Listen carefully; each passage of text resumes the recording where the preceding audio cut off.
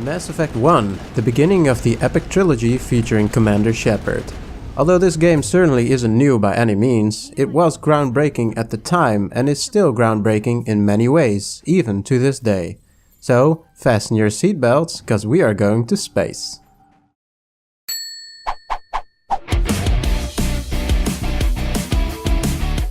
Some backstory.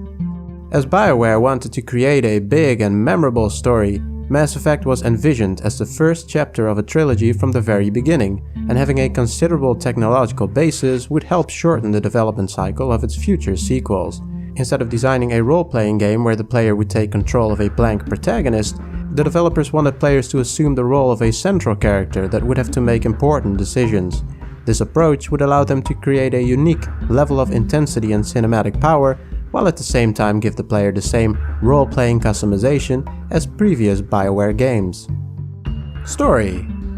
In Mass Effect, you play as Commander Shepard. The game starts with an invasion from an unknown force attacking human colonies on the planet Eden Prime. Shepard is tasked with investigating this threat, and upon arrival he comes into contact with an alien beacon granting him visions of doom from the future. He discovers a Turian spectre named Saren is behind the attacks, and it's up to Shepard to bring Saren to justice and to figure out what the ominous message means. I've deliberately summed up this segment as short and easy as possible, since even spoiling it somewhat can really ruin the game. Just take it from me, Mass Effect is a space opera done right, and the story in this game is definitely one of the highlights of the game, so I really don't want to spoil that in the least. Graphics. Talking about graphics is pretty much a moot point since the game has been released almost 10 years ago. Pretty terrible textures all around. But that's not to say, however, that the game is ugly per se. The game definitely looks good enough to capture the imagination, and that's arguably what it's all about. Despite not being a looker, Mass Effect still manages to convey an atmosphere and a sense of immersion that is, to this day, hard to match. This is done by way of well thought out set pieces and a variety of imaginative planets, combined with fitting and atmospheric music and a plethora of interesting, captivating and iconic characters. Gameplay. When you start out, you get the option to create your looks, your class, and you can also have a few choices regarding Shepard's origin.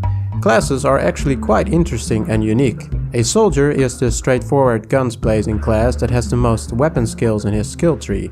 But since the Mass Effect universe also has bionic powers, which is some sort of space magic, you can also play a class such as the Adept for a completely different combat experience. Adepts can create singularity points, for instance, sucking nearby enemies into its singularity field, rendering them useless and easy targets. Now, during your adventure, you will visit many different, varied and alien planets and locations. Pharos, a planet torn apart by war in which only remnants of a long-forgotten civilization remain, is for instance quite a fascinating place to explore. Upon arrival, you learn of an ongoing conflict on the planet, and you can resolve this in a number of ways during your stay there. Which is where the decision-making of Mass Effect comes into play. You'll encounter many different situations and issues that need to be resolved, and most can be solved diplomatically or with the universal language of punching faces. Investing heavily into charm or intimidation expands your choices significantly, and without hopefully spoiling too much, it's possible to beat the final fight with words rather than bullets. Whatever choices you make, however, each one of those choices can have potentially long-lasting consequences, spilling over to Mass Effect 2 and some even to Mass Effect 3. This adds depth to decision-making and also attributes greatly to the replayability of the game, since it is impossible to see everything this game has to offer in a single playthrough, much like its successors or most BioWare games, if not all of them. While traversing the galaxy, you come across a large variety of interesting people and alien species that define the universe. During your adventures, some will join your crew to help take down Saren. One of the biggest fan favorites has to be Garrus Vakarian, a rules-bound Turian CSEC officer with a heart of gold that longs for a life of justice and adventure while being less burdened by rules.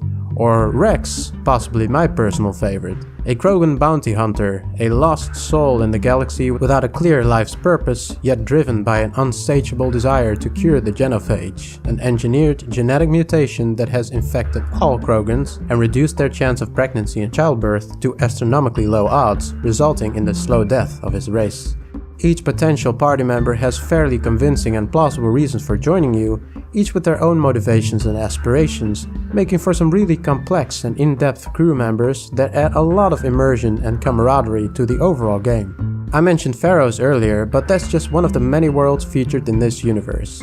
The main game consists of a variety of main story focused planets, such as Pharaohs, Noveria and Vermeer, but there's an even larger number of planets that can be explored at will with the Mako, Mass Effect's planetary vehicle. These planets offer no real substantial content to the main story, but add a layer of immersion by simply making it possible to explore uncharted planets, and despite them being rather low on detail, they're still high on atmosphere and contain multiple points of interest. The Mako itself is a fantastic vehicle, able to climb mountains with ease. It does take a while to properly control it, however, since the controls are iffy at best.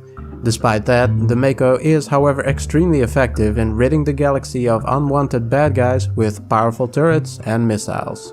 Now, dispatching enemies on the ground is something that really makes Mass Effect stand out compared to its successors. Instead of having an ammo count, weapons are heat-based, and they have a certain threshold when firing before they overheat and they need to cool down. During this time you cannot use the weapon, so you must switch over to another gun or wait it out. And cover works in a sticky way. You stick to objects you walk towards, but this can cause many moments of unintentional cover and can sometimes be quite the hassle to get just right. I feel the overall feel of combat is a bit clunky and can feel floaty, but it's just very different compared to its successors and pretty hard to directly compare. If you shoot down enemies, you gain immediate experience, money and loot. Other loot can be found in containers.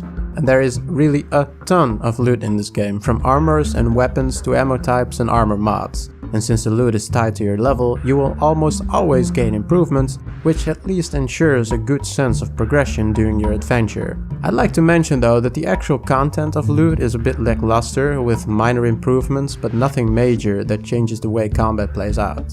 And because you get to command your own ship, there is a certain degree of freedom in Mass Effect, with a combination of open world and linear gameplay combined to successfully create the idea that the entire galaxy is available to you, while still providing a constant pace in storytelling without suffering the occasional drag that most open world RPGs tend to suffer. Overall score: atmosphere. Simply an amazing, timeless atmosphere. Voice acting. Despite some wooden voice acting here and there, the game has the usual BioWare standards of quality. Story. The story in Mass Effect 1 is one of its highlights and really makes your mind wander long after you see the end credits roll. Companions. The introduction of most fan-favorite characters started here, each written with rather convincing reasons for joining your crew, and they are all beneficial to your mission. Planet exploration. The wide variety of planets and locations, paired with the outlandish music, can make for some unique moments of awe. Music. Well-fitting music adds a huge amount of ambience and atmosphere to each area, planet or otherwise. Now for the downsides. Repetitive planet structures. Most structures on planets are pretty much copy-paste, which dampens the satisfaction from exploring planets somewhat. Clunky cover. Cover can be a pain at times. Side missions. Side missions are dull and barely worth doing. Closing words. Mass Effect has always been one of my favorite games. When I first started playing it, the story stayed with me long after the game was finished, and I feel the game still has the same powerful and impactful experience it had when it first came out.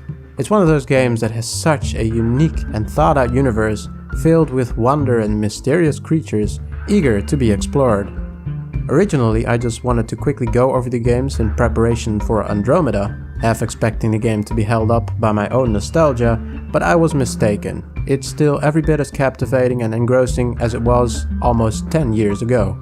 Is it worth it? Mass Effect is the perfect example of how a video game can tell a fantastic story that is better than most movies, so I'd say yes, no-brainer. If you have never played Mass Effect, you owe it to yourself to experience it at least once. Thanks for watching, guys. My name is SirDutchie and I hope you've enjoyed the video. Crush that like button to show some love, and I wish you, as usual, a fantastic spacey day.